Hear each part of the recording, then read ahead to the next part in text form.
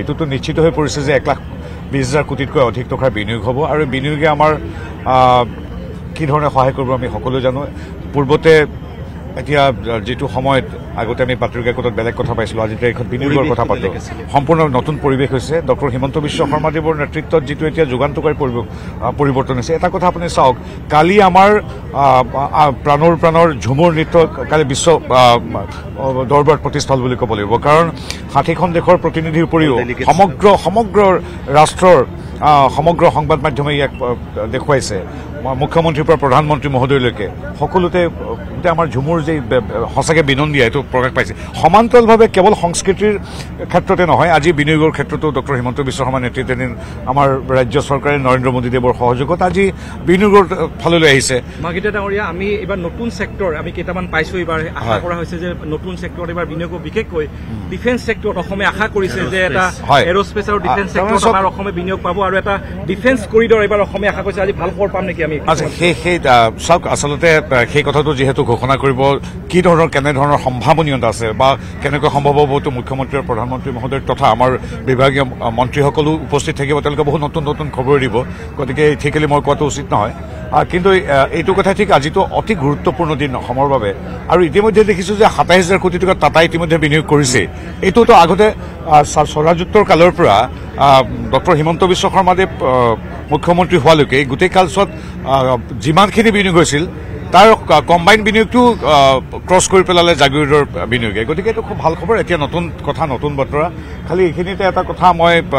যদিও আপোনালোকে বেলেগ আমি বিনিয়োগৰ কথা পাতিছোঁ মই এটা কথা ৰাজনৈতিক বুলি নকওঁ এটা মই বৰ আচৰিত হৈছোঁ দুখ পাইছোঁ যি সময়ত সমগ্ৰ অসমবাসীয়ে জাতি ধৰ্ম বৰ্ণ নিৰ্বিশেষে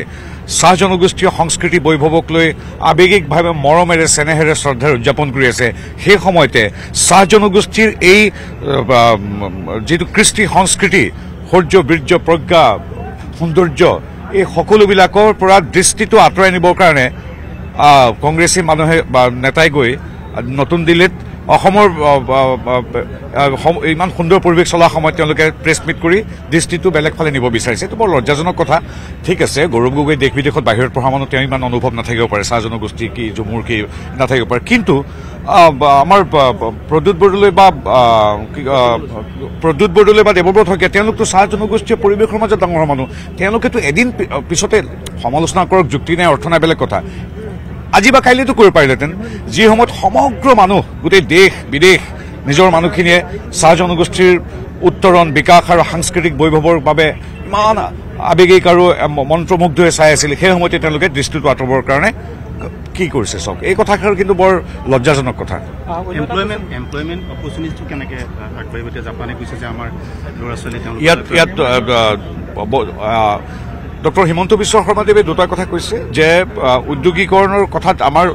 ৰাজ্যৰ অৰ্থনীতি জিডিপি বৃদ্ধি পোৱাৰ লগে লগে অৱধাৰিতভাৱে এমপ্লয়মেণ্ট বৃদ্ধি পায় ইয়াত আকৌ দুটা ধৰণৰ এমপ্লয়মেণ্টৰ কথা আছে ইয়াত যি উদ্যোগ হ'ব প্ৰত্যেক উদ্যোগৰ প্ৰতি কোটি টকাৰ বিপৰীতে বিভিন্ন উদ্যোগৰ বিভিন্ন কিমানজনকৈ সাধাৰণতে নিয়োজিত হয় তাৰ এটা গণিত আছে সেইটো সুকীয়া ধৰি লোৱা হ'ল টেক্সটাইল খণ্ডত যদি 1 কোটি টকা খৰচ কৰা হয় 70 জনমানকৈ মানুহ নিয়োগ হয় ঠিক তেনেকৈ ক্ষেত্ৰভিত্তিক বেলেগ বেলেগ হ'ব এইটোতো এটা অৱধাৰিতভাৱে আমাৰ উদ্যোগবিলাকত হৈ আছে হৈ থাকিব তদুপৰি ছাৰ্ভিচ ছেক্টৰৰ ক্ষেত্ৰত সেৱাৰ ক্ষেত্ৰত আমাৰ বহু